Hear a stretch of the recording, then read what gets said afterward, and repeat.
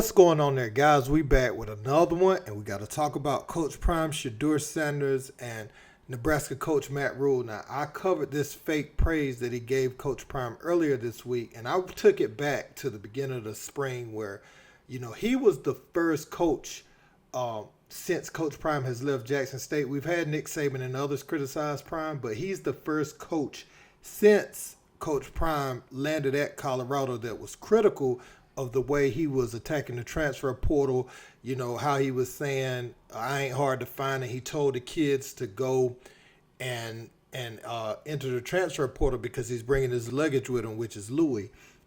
And so Matt Rhule was critical, and then he tried to fake praise him right before the game, to soften the blow of if they lost today.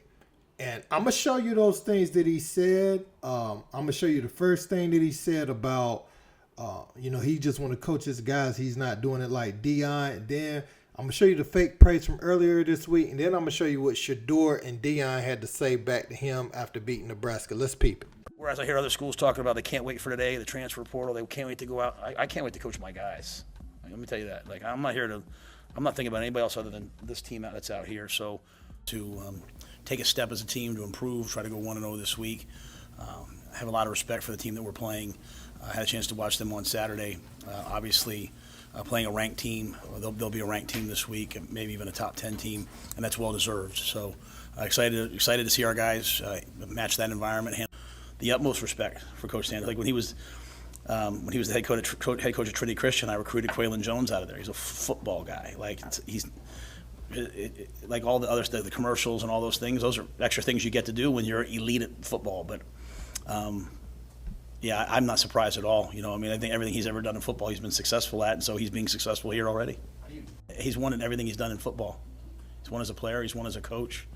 So I think everyone maybe thinks, like, outside, not me, everyone else thinks like, well, this is all a show, and that he's the most serious person about football. Like, his poster was on people's walls for a reason as a player, because he's one of the hardest practicing, hardest playing people that's ever played the game, right? So why would we think that his team wouldn't be the same? It was extremely personal. We go out there, warm up. You got the head coach for the other team trying to stand in the middle of the buff. Like, it's okay if like, a couple players do it. It's fine, Like, just enjoy the scenery. But when you got the whole team trying to disrespect it, then I'm not going for that at all. So I went in there and disrupted it. So they knew off rip, like, nah, the Buffaloes mean a lot to me. And personally, that's what I was saying pregame, and that's when I knew it was just extreme disrespect.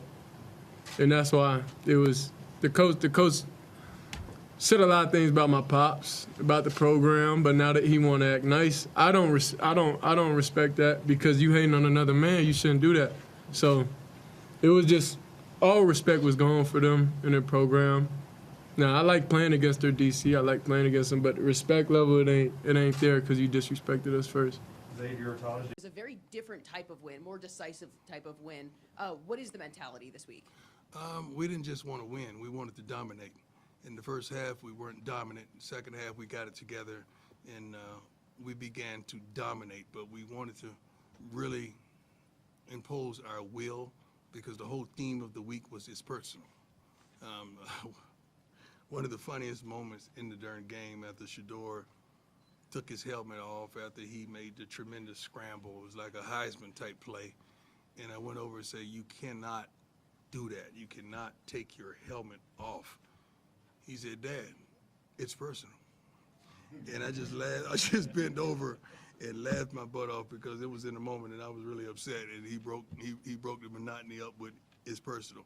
So they really took it to heart, that whole theme of the week. Yes, sir. Hey, Coach McMillan, Fox 31. How you doing, man? You been better? I'm doing a little bit better. Amen.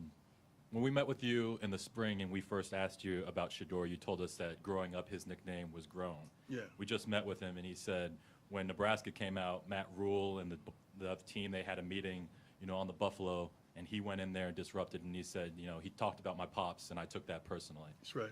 In the second half, he leads your offense after a slow start. As a father and as a coach, how proud are you when you watch these moments where he takes leadership upon himself and represents not only the program but also your family in these moments? And also, how would you rate Yeah, his one prime at a time. time I'm shuffle? 56 years old. I can't. One at a time, man. One at a time. Give me one question at a time. I can't remember all this stuff. As a father, I'm really proud of him. I'm proud of Shiloh as well, as Junior as well, doing what he does for social media. He's very mature. He's always been very mature, very astute. He studies his butt off, and he's prepared. I'm not happy that we surrendered 7 sacks, I believe, today. But once we got it going and he got his rhythm, he performed greatly. But to take the onus on himself when someone talks about me, that's how he grew up. If someone talked about my kids, I handled it. That's the expectation of a father, not a baby daddy, a father. I'm a real father, and I take pride in that. And I try to teach my sons the same. But overall, as a coach and as a father, I'm truly proud of all 3 of my sons and what they contributed on a daily basis. Yes, sir. See, you heard Shedeur say it right there. That's why I covered it earlier this week. I saw some people in the comments saying, he was a class act. He's showing Coach Prime the utmost respect, but they have long forgotten about what he had said earlier in the spring. And so he tried to fix that up because we saw the result today. So it would be like he's a gracious guy. I even heard them talking at the end of the game like they love him as a coach. He has a bright future there. And that may be true. He may do well there at some point. But my issue with him is he came out and spoke against Prime, for doing what he wanted to do with his roster to turn his team around. Every situation is not the same. When you bring in Deion Sanders, they brought him in with the unfair expectation, actually, that he would turn the program around as he did Jackson State in the same time frame. And I think that's what Matt Rhule was leaving out. Now, he tried to say, he had posters on his wall. Everybody wanted to be like Coach Prime. He's serious about football. And you heard Shedeur even say that. Like, he's trying to say nice things about my father, and then they come out, they standing on the buffalo. They doing all types of subtle things, but they're saying the right things so the media can get it and digest it and repackage it in a way to the general public like they're not the aggressors, when indeed they were and are the aggressors from the onset of this. And so I'm glad to see Shedeur take that personally. I know people are sitting around now just waiting for these guys to lose. You had Mad Dog, you had Lee Corso, you've had Jason Whitlock and others that's just tired of Deion, just don't like anything about him because he's doing it his way. But he's always been Prime. I mean, this is him, a much more PG version of him, but this is him, in his playing days, just as a coach. He's always had the swag. He's always been the guy that could voice his opinion and everybody stop and listen. And that quality actually is what made him a coach, and it's made him a recruiter and a coach packaged in one. Usually, you have to build your team really strong, and he did. Don't get me wrong. All these coaches are great on his sideline, and he needs them for success. I'm not saying they're not needed. I'm just simply saying that he is an anomaly in a way where just him being himself is enough to recruit at any program. Whether he's at Alabama or he's at Jackson State, people want to play for Coach Prime. And maybe not as many in different situations, but elite talent is drawn to him. He has magnetism about him that he had both as a player and now as a coach.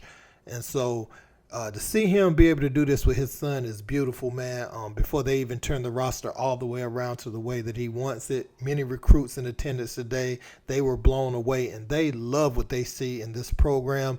I think Coach Prime is going to be on the way up, and everybody's going to be throwing dollars at him. I think that's the only thing that Colorado has to watch out for. He may break the bank with a contract eventually, hopefully he can just stay healthy. You know what I'm saying? I want Coach Prime to stay healthy because I want to see this thing play out in real time. I want him to coach several years. I don't want anything to sideline him or nothing like that. I want college football to have to deal with this. And not only that, outside of the football, the wisdom and the life lessons he's imparting in young men that, other coaches wouldn't be able to get through to and speak their language. I'm glad he's in a position to do that, man. So let me know what you guys think about this in the comments, though. Don't forget to like, share, and subscribe. Until next time, peace.